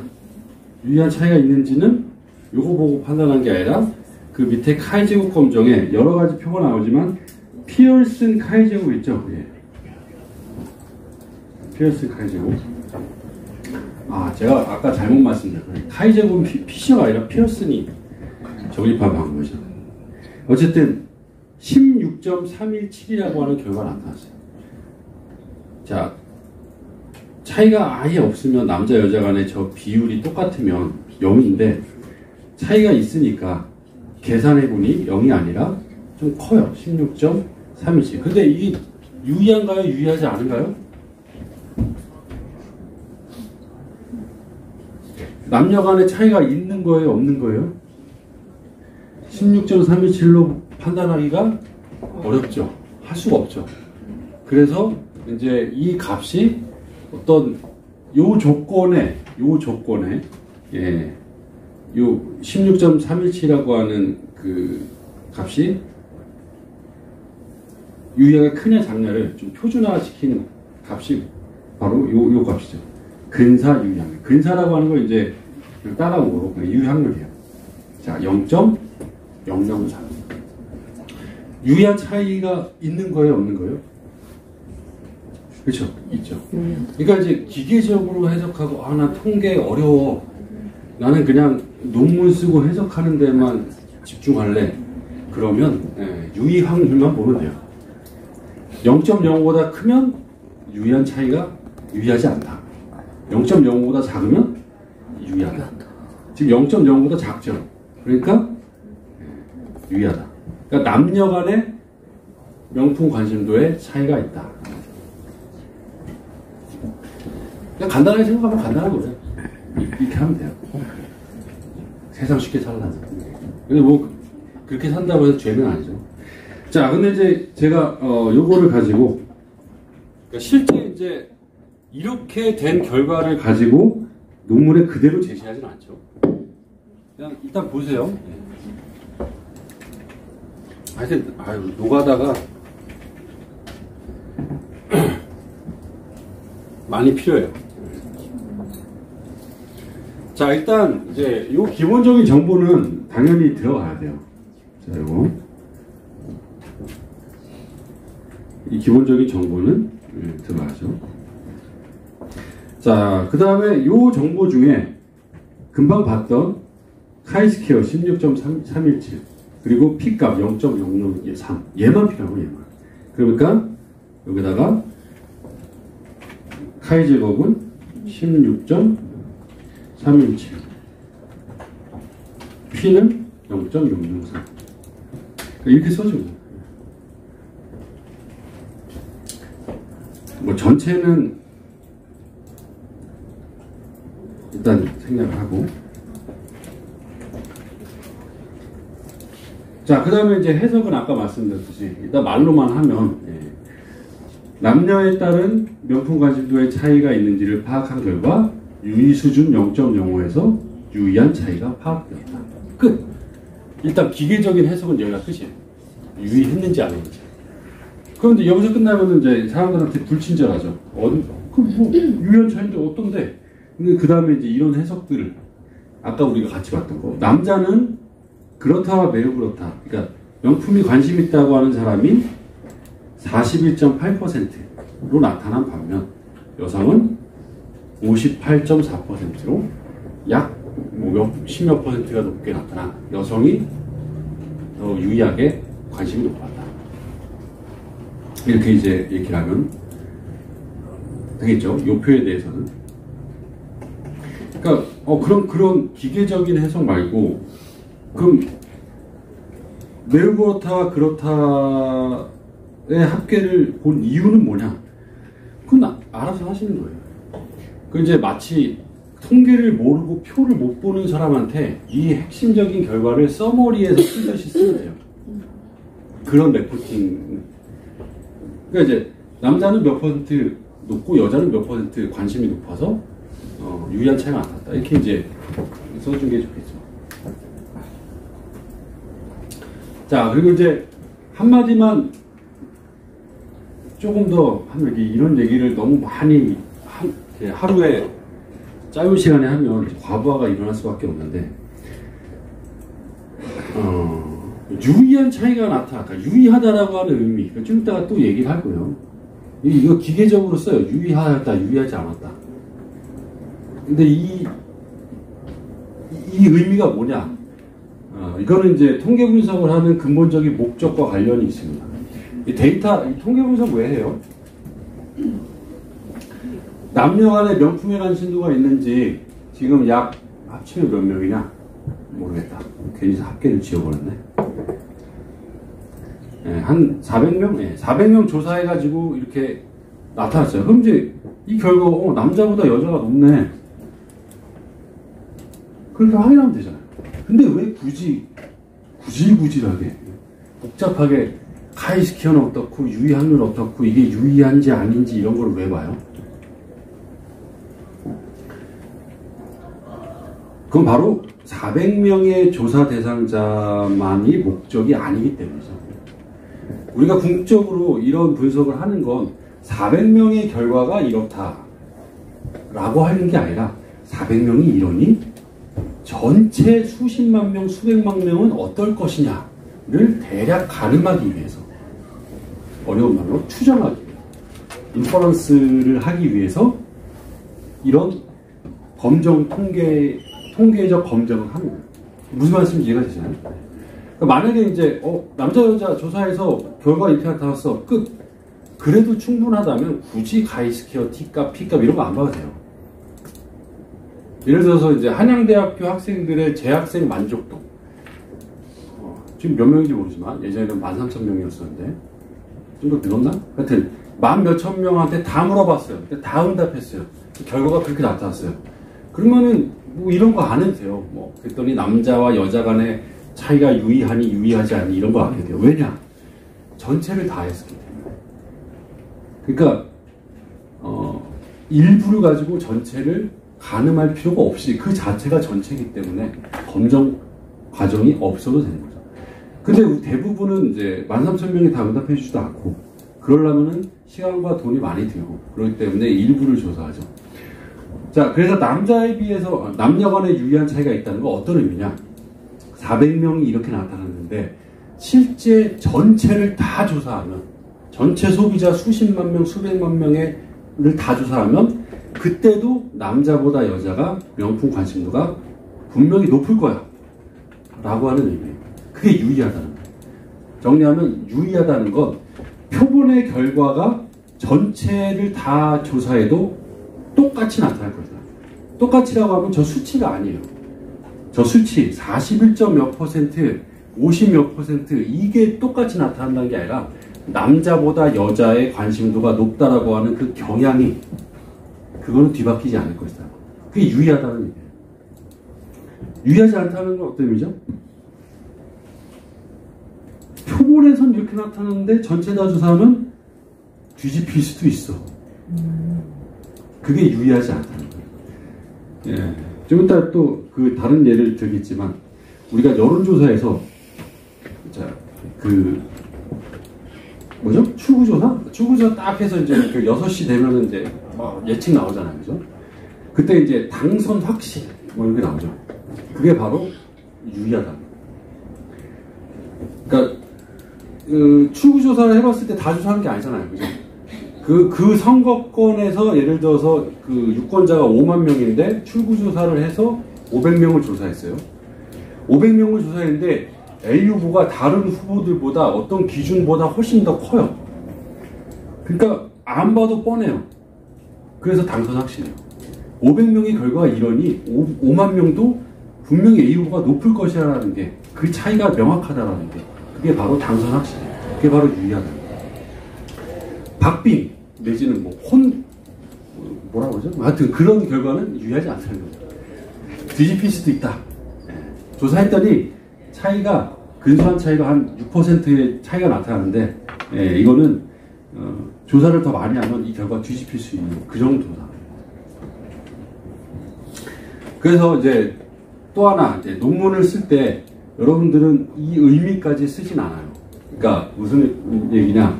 표본 결과가 이러니 전체 모집단은 어떨 것이다, 이런 얘기는 안 써요. 그냥 단순히 기계적으로, 통계적으로 유의하다, 유의하지 않았다, 끝이에요. 레포팅을 할 때. 그것도 이제 상당히 안 좋은 실증적 분석의 레포팅의 그 어떤 관습인데, 의미는, 그러니까 여러분들은 항상 유의하다, 유의하지 않았다만 써더라도 의미는 이게 이제 어떤 의미인지, 전체 집단에서도 이런 결과가 똑같이 나타날 것이냐, 아니면 이게 뒤바뀔 수도 있냐의 의미다라는 걸 분명히 인지를 하시면서 분석을 해야 돼요. 그러니까 데이터가 내가 500명을 조사했어요. 그러니까 눈에 보이는 건 500명밖에 없어요. 그죠? 그렇기 때문에 항상 500명이 조사한 것에 관심이 드는데, 실제 통계적 검증의 목적은 500명이 아니라 50만 명, 500만 명, 5천만 명이에요. 전체 모집단을 그걸 가지고 추정을 하려는 거예요. 그러니까 이제 이 결과에서는 안 받을 뻔하다, 남자보다 여자가 관심도가 더욱 높게 나타난다는 건 어느 집단을 하더라도, 조사하더라도, 그리고 전체 소비자 다 조사하더라도 이 결과는 바뀌지 않을 것이다. 여기 좀 더 어려운 얘기를 하면은, 유의수준 5%는 무슨 얘기냐? 이러한 조사를 100번 하면 95번은 안 바뀔 거다. 그럼 나머지 5번은 바뀔 수도 있지 뭐. 그러니까 오류율을 5%를 잡는 거예요. 되는데, 좀 되게 어려운 얘기들, 여튼 그런 얘기입니다. 자, 그러면 이제 마지막으로 이것만 하고 잠깐 쉬겠습니다. 자, 교차 분석 들어가서 우리가 지금 성별하고 명품 관심도 이렇게 딱 이렇게 하는데 실제 분석은 이렇게 안 해요. 그럼 언제 분석 다 해요? 20번을 이렇게 넣어가지고 넣다 뺐다 어떻게 하냐면은 여기다가 성별, 자, 직업 넣으세요, 학력 넣으세요, 연령 넣으세요, 학력 넣으세요. 자, 이렇게 하죠. 실제 분석에서는 인구학적 특성과 같은 독립 변수를 한꺼번에 넣고, 그 다음에 분석 대상이 되는 변수는 하나만 넣어요. 왜냐하면 이제 여러 개를 넣으면 막 순서가 바뀌어요. 예를 들어서 이것까지 넣잖아요. 그러면 분석이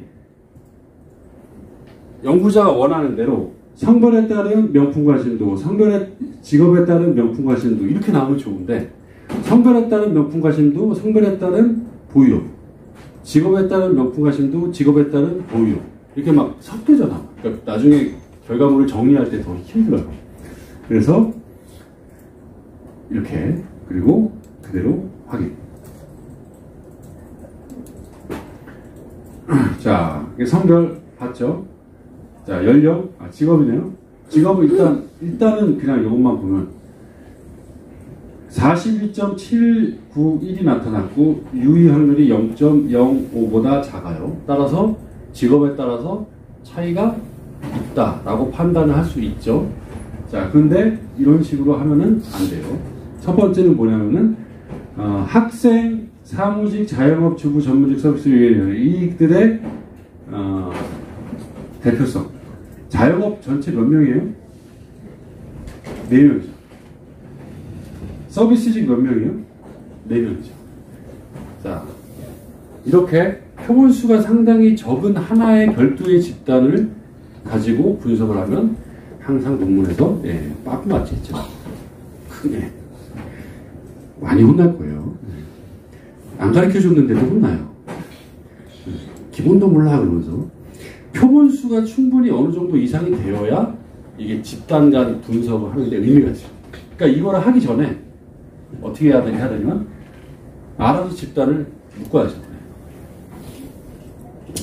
자, 그래서 어쨌든 그 과정을 지금 하지 않겠지만 어쨌든 이 결과 보면 유의하게 나타났어요. 자, 연령대에 따라서는 어때요? 연령대에 따라서는 카이스케어가 16.87이 나타났고 유의 확률이 0.031로 나타나 0.05보다 작죠. 따라서 유의하다. 그럼 이제 말로 하면 어떻게 해요? 연령에 따라 명품 관심도에 유의한 차이가 있다. 그 다음에는 그 어느 집단이 높고 어느 집단이 낮은데 어느 연령대가 높은 데는 알아서 해석해야 되는 거죠. 그러니까 대략적으로 보면 20대는 합치면 58, 30대는 합치면 57, 8 비슷해요. 40대는 40%는 안 돼요. 그러니까 20, 30대의 관심도에 비해서 40대가 현저히 낮죠. 그러니까 이런 결과들을 이제 이 교차표의 비율이나 이런 걸 보면서 연구자가 좀 더 추가적으로 얘기를 해야겠죠. 자, 그리고 이제 학력에 따라서도 49.941이 나타났고 0.000 이 카이스퀘어 값이 이제 커지고 이게 거의 0에 가까워요. 실제 0.000은 아니에요. 보통 소수점 세치까지 보니까 어떤 약간 좀 편집증 있는 사람들은 이렇게 얘기하면 알아들어야 되는데 0.0000 몇이에요? 이렇게 물어보는 사람이 있어요. 제가 어떻게 알아요? 알고 싶으면 더블 클릭해서 요 안에 들어가 보세요. 그럼 0.0002626이네요. 자, 하여튼 뭐 이런 식으로. 근데 이것도 이제 문제가 있죠. 고졸 6명, 그 다음에 기타 13명. 합친 다음에 분석을 했었어요. 어쨌든 이제 결과들을 보면 대략적으로 학력이 높을수록 아닌가? 대졸이 제일 높고 대학교 재학이 제일 높고 고졸이 제일 높나? 하여튼 뭐 그런 경향들이 좀 있는 것 같아요. 자, 그러면은 제가 이제 이 결과를 어떻게 정리하냐 한번 이제 보시면 이런 식으로 이제 하는데 붙이는 거예요. 붙이는데 자,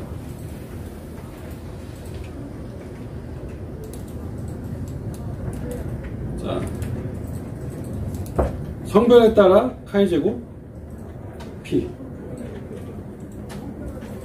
자, 요거는 이제 복사해 놓고. 자, 카이제곱이 16.327이죠? P 값은 0.003. 자, 이렇게 하고서 이제 성별에 요거는 필요 없죠. 그러니까 어떻게 해요? 여기 사이를 쭉 지워서 삭제. 직업이 밑에 붙겠죠. 자, 이런 식으로 직업에 따른 카이제곱도 시간이 없으니까 치지 않겠지만 이상한 데 붙을까?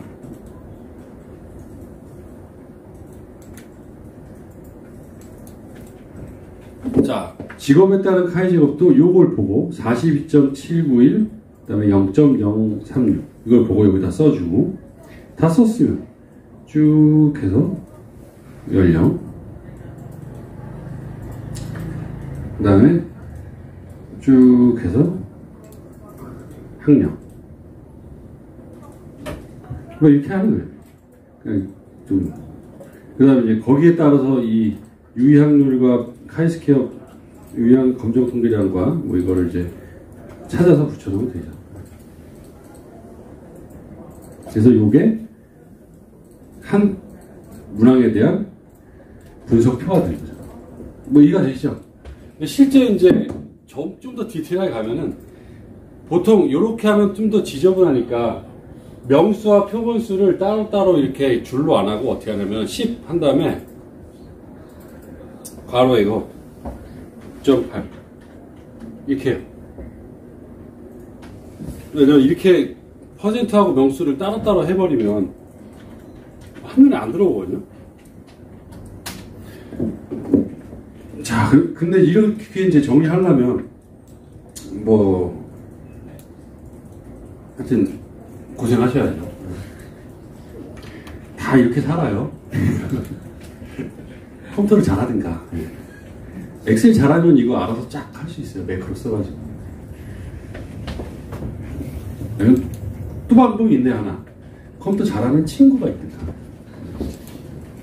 자, 이렇게 해서 이제 정리를 하시면 됩니다. 자, 일단 여기까지. 그래서 이제 계속 하면 좀 그러니까 한 5분만 잠깐 쉬었다가 그 다음에 이제 요 얘기를 이미 좀 많이 했어요. 그럴 때 좀 핵심적인 얘기 중심으로 해서 좀 해보겠습니다. 잠깐 쉬죠. 일단 이제 오늘 얘기는 좀 제가 수업 시간에도 이제 여러 번 중간중간에 반복을 하겠지만 오늘 했던 얘기는 이제 상당히 중요한 얘기이기 때문에 다른 강좌는 안 들어도 잘 이해가 안 되거나 그런 이제 말씀드렸듯이 이거 그 도서관에 있는 거예요. 도서관에 이제 학술 DB에서 이응을 클릭하면 학술 DB에 이응을 클릭하면 YG 리서치 클릭해서 들어가면 통계 분석에 뭘 봐야 되지? 많아. 아, 요게 낫겠다. 이 다시 쓰는 통계 분석이라고 하는 이제 제가 쓴 책이 있는데, 요 강좌가 가장 최근 거니까 여기서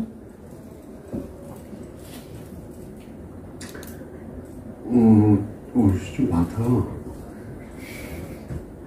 12, 13, 14, 15. 네, 요거.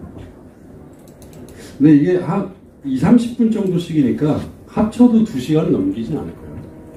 통계학의 개념, 오차의 분포, 점추정과 구간 추정, 가설 검정의 개념.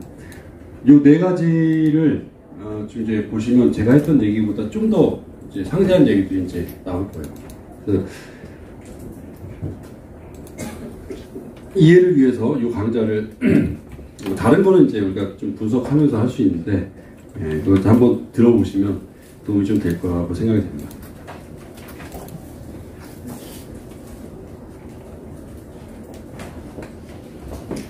자, 그럼 이제 우리가 했었던 얘기 중에서 몇 가지 다시 짚어야 되는 게 있는데,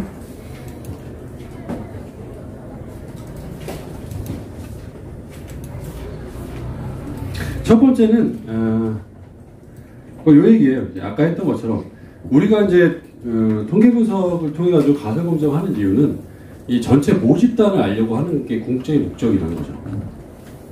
근데 모집단을 이제 알 수가 없으니까 모집단에서 나오는 여러 가지 결과를 모수라고 하는데, 파라미터. 근데 이거는 이제 알 수가 없죠. 미지예수예요, 미지예수. 그러니까 이런 이런 모집단을 다 조사하는 걸 이제 전수조사라고 하는데, 전수조사를 할 수 있는 게 큰 조사에서는 뭐 인구 센서스 조사라든지 아니면 통계청에서 하는 이제 사업체 조사라든지 뭐 이런 것밖에 없어요. 대부분 이제 그 표본조사를 하죠. 인구 센서스 조사, 뭐 사업체 조사 이런 거 하려면 수십억 들어요, 수십억. 그런 조사를 이제 매번 할 수 없잖아요. 그래서 이제 일부를 조사하죠. 그걸 표본이라고 하죠, 표본. 샘플. 이 표본을 샘플링하는 방법 되게 중요합니다. 이거는 이제 통계책에서 통계 분야보다는 이제 조사 방법에서 많이 다루는데, 뭐 여러 가지 있어요. 뭐 확률 표본, 비확률 표본이 크게 나눠져 있고, 뭐 임의 할당 표본, 뭐 추출 어쩌고저쩌고인데, 핵심은 뭐냐면은 랜덤하게 줘요. 랜덤하게. 그러니까 논문은, 특히 이제 석사 수준의 논문은 이 표집을 완벽하게 하기가 어려워요. 왜냐하면은 실제 여러분들이 만약에 논문을 쓴다, 그럼 누구한테 조사할 거예요? 학생들. 그 지인, 아는 사람들한테 이제 외부로 조사를 한다든지 설문지 돌려서 할 거잖아요. 그거는 모집단을 추정하는 게 아니라 나의 인간관계를 추정하는. 그래서 아무리 좋은 고급 테크닉을 써도, 예, 이렇게 그런 수준의 조사는 어쩔 수 없이 표본이 편향될 수밖에 없어요. 그래서 이제 석사 수준의 그 석사 수준을 낮게 보는 게 이제 그런 게 아니라 어쩔 수 없이 개인이 돈을 들일 수 있는 거에 한계가 있어요. 근데 좀 약간 웃긴 건, 제가 이제 아는 사람한테 몇 번 설문조사를 해달라고 해서 이제 하긴 했는데, 그 설문조사를 하면은 고맙다고 해서 또 뭔가 상품권 같은 걸 보내요. 비싼 건 아니지만 3,000원짜리 어쩌고저쩌고 해서 보내요. 근데 저 같으면 그렇게 하느니 온라인 패널 하는 전문 조사 업체에서 맡기는 게 훨씬 더 나아요. 그럼 대표성도 있고 비용도 더 저렴해요. 근데 굳이 그거를 인쇄해서 막 주변 사람한테 돌려서 고맙다고 하고 또 뭘 주고 또 코딩하고, 그게 싸다고 생각하는데 전혀 싸지도 않고 대표성도 별로 없어요. 그래서 그러니까 저희 회사에서도 이제 온라인 패널 조사를 하는데, 일반적인 이 업계를 보면은 학술 연구에서 300명 조사하는데 한 80만 원에서 90만 원 정도 돼요. 네. 설문지 양과 뭐 대상자에 따라 다르지만, 근데 만약에 설문지 복사해서 사람들한테 300명, 500명 조사하려면은 여러분들이 들이는 시간과 노력은 그것보다 훨씬 더 많아요. 그러니까 뭐 잘 판단을 하셔야 돼요. 뭐 그게 더 나을 수도 있다라면 그렇게 하는데, 어쨌든 간에 이제 이 표본의 핵심, 표본 추출에서 핵심은 랜덤하게 무작위로 뽑는 거예요. 내가 어떤 주관적인 편향을 가지고서 사람을 선정하는 게 아니라 무작위로 사람들한테 이제 응답을 독려하는 게 핵심적인 겁니다. 그래야 그나마 좀 더 대표성을 갖는 결과들이 얻어질 수 있습니다. 자, 그래서 이제 얻어진 그 통계량, 우리가 이제 아까 봤던 뭐 교차표, 카이 제곱, 뭐 이런 여러 가지 것들을 이제 통계량이라고 하죠. 근데 이 통계량은 끝이 아니라 이걸 가지고 결국은 모집단은 어떨 것이냐를 추정하기 위해서 이게 쓰이는 거죠. 아까 이제 유의하다, 유의하지 않다 이런 의미가 결국 표본에서 결과가 아니라 전체 모집단에서도 그 결과가 뒤바뀔 것이냐 아닐 것이냐 그걸 이제 얘기하려는 거죠. 그래서 이제 요런 거 개념들을 이제 좀 익히시면 좋을 것 같다 라고 하는 거고, 두 번째는 이제 가설 얘기인데, 아까 말씀드렸듯이 핵심은 귀무가설은 무조건 없다, 대립가설은 무조건 있다. 그리고 논문에서는 연구가설은 곧 대립가설이다, 있다를 설정하고 그게 채택이 되냐 기각이 되냐를 판단한다. 근데 이제 여기서 조금만 더 얘기를 하면 통계에서는 무조건 없다라고 하는 귀무가설을 기준으로 세워요. 그리고 실제 데이터하고 비교를 하는 거예요.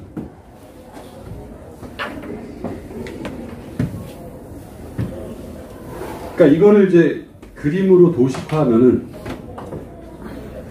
통계에서의 어떤 기준은 귀무가설이에요. 즉 없다. 그래서 통계에서는 왜 기준을 없다라고 하냐? 이건 수학적인 검증을 통해서 이게 맞으니까 없다라고 하자가 아니라, 이거는 논리학에 가까워요. 논리학. 그러니까 논리적인 관점에서 없다라고 하는 사실을 기준에 설정해 놓고, 그 다음에 이제 이 기준은 바뀌지 않는 거죠. 그리고 우리가 이제 수집된 데이터를 이 기준과 비교를 하는 거예요. 이 데이터는 어려운 말로 하면 현상이지, 현상. 이거 기준은 또 이제 있어 보이게 하면 이론이라고 할 수 있죠. 뭐 어떤 그런 이론이 아니라 이제 어떤 통계적인 기준 이론이죠. 자, 그래서 우리가 수집된 데이터는 수치가 남자가 30이고 여자가 70이고 뭐 그러네? 차이가 있네? 근데 이게 얼마나 차이가 있냐? 이 없다라고 하는 귀무가설로부터 얼마나 차이가 있냐를 검증한 거예요. 그래서 이 차이가 얼마나 있냐? 즉 귀무가설이라고 하는 통계적 기준하고 내가 수집한 데이터하고 얼마나 차이가 있냐? 이거를 수치로 계산한 게 뭐예요? 이거 수치로 계산한 게 이게 검정통계량이에요. 카이-스퀘어, T값, F값, 공동값. 즉 검정통계량은 말로 표현하면 귀무가설과 데이터 간의 차이를 수식화한, 수치화한 지표라고 할 수 있어요. 차이가 그러니까 있으면 어떻게 돼요? 그 값은 커지죠. 차이가 완전 귀무가설은 없다는데 실제 조사한 결과도 남자가 30이고 여자가 30이고 똑같아요. 차이가 없죠. 그럼 귀무가설과 실제 현상의 차이가 없으니까 그 검정통계량은 0이 되는 거예요. 차이가 없으니까. 차이에 어느 정도 차이가 나는지가 이제 검정통계량을. 근데 여기서 이제 하나 고민할 거는 솔직히 고민은 안 해도 되긴 하는데, 근데 왜 귀무가설을 기준으로 설정했을까에 대한 좀 약간 그 논리적인 관점이에요. 그러니까 통계에서는 그때그때에 따라서 야 이번에는 없다라고 기준을 하고 이번에 있다라고 하고 이번에는 어떠고 이 기준이 달라지면 안 되잖아요. 그래서 통계에서의 그 논리적인 관점은 뭐냐면은 외적인 영향이 없을 때의 어떤 결과는 무작위적으로 나타날 것이다 라고 하는 관점에서 이제 귀무가설을 설정을 한 거예요. 그게 무슨 얘기냐? 좀 쉽게 얘기하면은 좋아하는 프로야구 구단이 있을 수도 있고 없을 수도 있죠. 뭐 저는 개인적으로 이제 두산을 좋아합니다만, 뭐 인사 말씀 그래요. LG 팬이지. 저는 LG. 근데 이제 좋아할 이유가 없어요, 솔직히. 그러니까 제가 두산을 좋아하는 이유는 저희 이제 형이 예전에 이제 오비비어스 원년 그 멤버였는데 그때 우승을 해가지고 뭐 이렇게 상품도 받고 막 그랬어요. 그 누구의 영향이냐? 형의 영향이에요, 형의 영향. 그 형이 좋아하니까 나도 그냥 두산이네. 부모님 이제 고향도 충청도니까 그냥 그때 이제 그 원적이 충청도였다 이제 서울로 바뀌었어요. 근데 왜 내가 두산을 좋아해야지? 좋아할 이유가 아무것도 없는데 외적인 영향 때문에 그렇게 된 거예요. 그런 외적인 영향들, 사실이든 정보든 뭐든 간에 경험이든 그런 게 만약에 없었다면 어떻게 됐을까? 결과는. 자, 이제 이 얘기를 한번 보자. 요거 이제 제가 여러 가지 책들을 쭉 봤는데 그나마 가설에 대한 얘기를 했던 책이 통계학이라고 하는 유근관 서울대 경제학과 교수님의 책이 있어요. 다른 책은 어떠냐? 왜 귀무가설이고 대직가설인지에 대한 얘기가 전혀 없어요. 그냥 막 귀무가설이라고 대직가설이라고. 한번 읽어볼게요. 저 책 되게 좋아요. 한번 지금 한 5판이가 나왔는데 되게 괜찮은 책이에요. 그런데 좀 어려워요. 그러니까 이런 말이에요. 귀무가설은 일반적으로 평범한 상태이기 때문에 귀무가설은 사실이라는 가정을 하고 출발한다. 이러한 가정하에 관찰된 결과가 귀무가설 하에서 특이한지 아닌지를 판단하게 된다. 즉 수집된 자료가 귀무가설이 사실이라는 가정하에서 얻어진 저와 매우 다를 때 통계적으로 유효하다고 한다. 그러니까 제가 했던 얘기예요. 그러니까 무슨 얘기냐면은 귀무가설은 사실이라고 하는 가정을 한다. 이 사실이 팩트, 맞다 틀리다의 그 사실이 아니에요. 그러니까 저 표현이 잘못됐어요, 솔직히. 저건 기준이에요, 기준. 팩트가 아니라 어떤 놈이죠, 놈. 이러한 그 가정하에, 기준하에 관찰된 결과가, 데이터가 얼마나 다른지를 계산해서 그 다른 정도가 상당히 크면, 매우 다를 때, 그때 유의하다고 한다. 이게 맞는 말인데 약간 어려워요. 자, 그래서 이제 한번 두 가지 사례를 생각을 해보도록 하겠습니다. 아프리카에 있는 원주민이 입국 가자마자 정당 ABC를 딱 편말에 세워놓고 가서 스티커로 붙여보세요 했어요. 그럼 결과가 어떻게 나타날까요? 엉뚱하게. 우리나라 사람은 전혀 몰라요. 외적인 정보가 전혀 없죠. A당, B당, C당을 딱 보여주고 스티커를 가서 붙여라. 이론적으로는 100명, 100명, 100명 이렇게 될 거예요. 이론적으로. 아무것도 모르니까. 그게 바로 랜덤하게, 무작위적으로 발생하는 결과예요. 외적인 정보가 없다면 뭔가를 선택할 확률은 동일해요. 그죠? 자, 그러면 차이가 없는 거죠. 원주민에 따라서 지지할 정당의 차이가 없어요. 그 조건은 뭐냐? 원주민은 지지하는 정당에 대한 외적 정보와 경험이 전혀 없는 거죠. 저게 통계적인 기준이에요. 통계에서는 외적인 정보가 무진공 상태다를 가정해서 거예요. 막 기어다니는 한 살짜리 아이한테 5억을 준다. 그러면 아이의 행복감이 증가할까? 저는 이제 잠시 증가할 거라고 생각해요. 왜냐면은 찢으면서 놀게 생겼어요. 갑자기 아이한테 5억을 현금으로 딱 앞에 두면은 갑자기 딱 일어나서 돈 세면서 차 한 대 사야겠네. 그러진 않을 거예요. 그죠? 돈에 대한 가치를 모르잖아요. 그죠? 이것도 하나의 이제 외적인 영향과 정보예요. 그러니까 통계에서는 통계가 상당히 수학적인 걸로 생각을 하는데 통계는 상당히 논리학에 가까워요. 그게 수학적인 표현이 될 뿐이지 수학은 상당히 사람들의 사고와 논리를 통해서 여러 가지 기준들을 설정을 했어요. 근데 그 논리가 틀릴 가능성은 상당히 다분하죠. 그래서 상당히 조심을 해야 돼요. 어쨌든 귀무가설은 아무런 외적 영향이 없는 상태에서 선택 혹은 관측된 데이터는 무작위적으로 발생할 것이다. 아무런 정보가 없는 원주민들은 ABC당을 무작위로 선택할 것이다.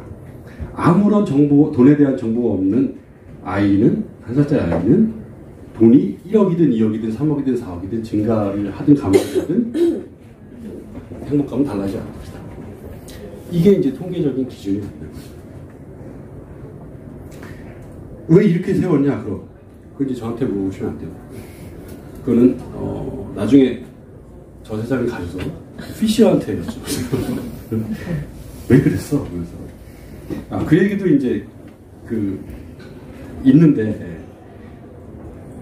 지난게 그러니까 구글에서 디자인 오브 익스퍼리먼트라고 하는 걸 한번 쳐보세요. 디자인 오브 익스퍼리먼트. 그러면 이제 실험 설계. 그게 이제 피셔가 이 귀루가설과 대립가설을 고민하면서 썼던 차 마시는 여인에 관련된 실험이고, 그걸로 통해 가지고 유의성에 대한 첫 번째 고민을 했던 논문인데 되게 유명한 논문이에요. 8페이지짜리 8페이지. 그냥 한번 쭉 읽어보면 영어로 돼 있다는 걸 알 수 있습니다. 자, 이런 가설은 그래서 이제 세 가지예요. 차이에 대한 가설. 차이는 이제 집단 간 차이니까 교차 분석이든 t-테스트 분석이든 평균 차이든 표현은 똑같이 뭐에 따라 뭐의 차이가 없다 혹은 없을 것이다가 비무 가설이 되고, 이 기준은 아까 그런 논리적인 관점을 통해서 자연스럽게 세워지는 대립 가설은 있다가 되고, 자, 상관은 소득과 행복은 상관이 없다, 비무 있다, 대립. 영양, 이 회귀 분석에 관련된 거. 부모의 경제력은 아동의 성적에 영향이 없다가 귀무, 있다가 대립. 그래서 이러한 가설들의 표현이나 이런 것들을 연구자가 설정하는 게 아니라 이미 정해져 있는 통계적인 룰에 따라서 우리가 이제 쓸 뿐입니다.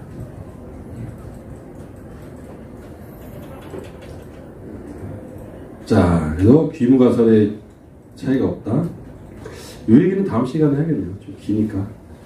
이 얘기는 다음 시간에 이어서 좀 더 해보도록 하고. 그래서 이제 결과적으로 아까 얘기했듯이 내가 교차 분석을 한다. 범주. 그러면 비유가설은 없다가 되고 연구자가 세우는 연구가설은 있다가 된다.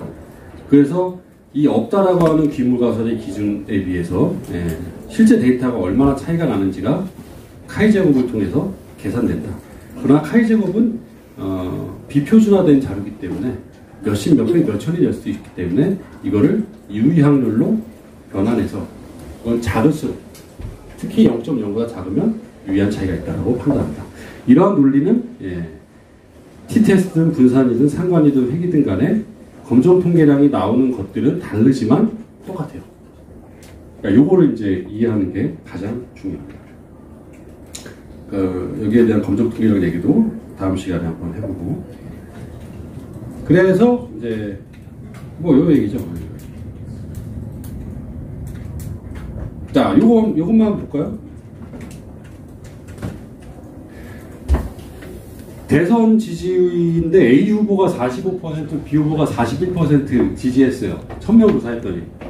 1000명 조사하면 대체적으로 그 오차가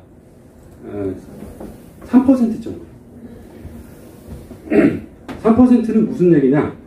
이 결과가 45, 40이라고 하는 결과가 다른 사람을 조사하거나 그러면 플러스 마이너스 3% 다르게 나타날 수 있다.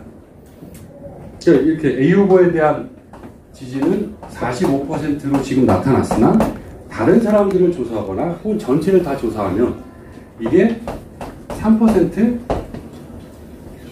플러스 마이너스 그 구간으로 다르게 나타날 수 있다. B 후보는 41인데 3%. 자, 그러면은 A 후보가 높게 지금 나타났는데 A 후보가 확실히 높아요? 아닌가요? 자, 생각을 해보죠. A 후보가 가질 수 있는 최하의 지지율은 몇 %예요? 네, 그렇죠. B 후보가 가질 수 있는 최대의 지지율은? 결과가 어떻게 돼요? 바뀌죠. 지금 A 후보가 높지만 A 후보 42로 낮아질 수 있고 B 후보는 44로 높아질 수 있어요. 그럼 바뀌죠.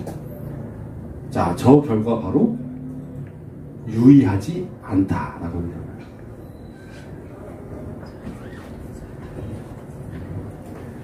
자, 그래서 결과가 뒤바뀔 수도 있다. 그래서 이건 통계적으로 유의하지 않다. 즉, 표본이 이러니 모집단도 그럴 것이다라고 확신하기 어렵다라는 거예요.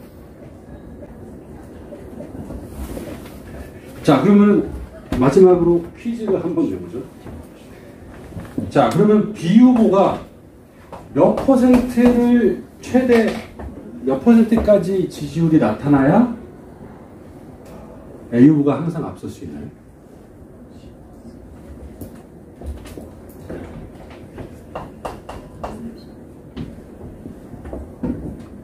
이제 그 암산으로 해주면 되죠. A 후보가 최하로 가질 수 있는 게 42죠. 그러면 이제 모 더하기 3은 42가 될까요? 39인가? 네, 39. 39. 어렵다. 이렇게. 39. 재밌는 건 이거에서 이걸 빼요. 몇이에요? 6이죠. 차이가 6이에요. 그죠? 자, 이거 몇이에요? 오차. 3이죠. 나눠요. 그럼 몇이에요? 2. 야, 이게 이제 핵심입니다. 틀릴 수 있는 오차. 그러니까 결과가 달라질 수 있는 오차에 비해서 두 집단의 혹은 두 결과의 차이가 2보다 크면 결과가 안 뒤집혀요. 근데 2보다 작으면 결과가 뒤집혀요. 그래서 이제 나중에 우리가 분석하면서 보겠지만 90% 신뢰 구간일 때 특히 T값 같은 뭐 어떤 결과는 2보다 커야 유의하다. 2보다 작으면 유의하지 않다. 뭐 이렇게 판단을 해요. 그러니까 유의 확률을 같이 보면 이제 알겠지만 그냥 상식적으로 이제 얘기를 해본 겁니다.